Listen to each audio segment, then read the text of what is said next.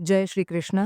गोवर्धन पूजा की कथा के अनुसार एक समय देवराज इंद्र को घमंड हो गया था। देवराज इंद्र के घमंड को तोड़ने के लिए भगवान श्री कृष्ण ने लीला रची। एक दिन भगवान कृष्ण ने देखा कि पूरे ब्रज में तरह तरह के मिष्ठान तथा पकवान बनाए जा रहे हैं। पूछने पर ज्ञात हुआ कि यह सब वक्रासुर संहारक मेघ देवता देवराज इंद्र की पूजा के लिए तैयार हो रहा है। इंद्र की प्रसन्नता से ही वर्षा होगी, गायों को चारा मिलेगा तथा जीविकोपार्जन की समस्या हल होगी। यह सुनकर भगवान श्री कृष्ण ने इंद्र की निंदा करते हुए कहा कि उस देवता की पूजा करनी चाहिए जो प्रत्यक्ष आकर पूजन सामग्री स्वीकार करे। गोपों ने यह वचन सुनकर कहा कि कोटि कोटि देवताओं के राजा की इस तरह से आपको निंदा नहीं करनी चाहिए। श्री कृष्ण ने कहा, इंद्र में क्या शक्ति है जो पानी बरसाकर हमारी सहायता करेगा? उससे तो शक्तिशाली तथा सुंदर यह गोवर्धन पर्वत है जो वर्षा का मूल कारण है। इसकी हमें पूजा करनी चाहिए। भगवान श्री कृष्ण के वाग्जाल में फंसकर सभी ब्रजवासियों ने चारों ओर धूम मचा दी।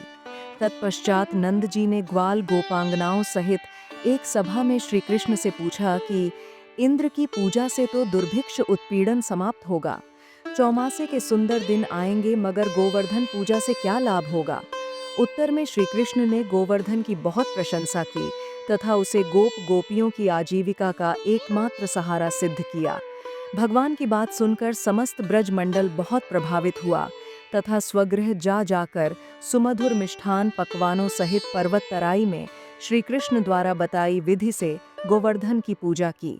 भगवान की कृपा से ब्रजवासियों द्वारा अर्पित समस्त पूजन सामग्री को गिरिराज ने स्वीकार करते हुए खूब आशीर्वाद दिया। सभी जन अपना पूजन सफल समझकर प्रसन्न हो रहे थे। तभी नारद जी इंद्र महोत्सव देखने की इच्छा से ब्रज आ गए। पूछने पर ब्रज नागरिकों ने बताया कि श्री कृष्ण की आज्ञा से इस वर्ष इंद्र महोत्सव समाप्त कर दिया गया है। उसके स्थान पर गोवर्धन पूजा की जा रही है।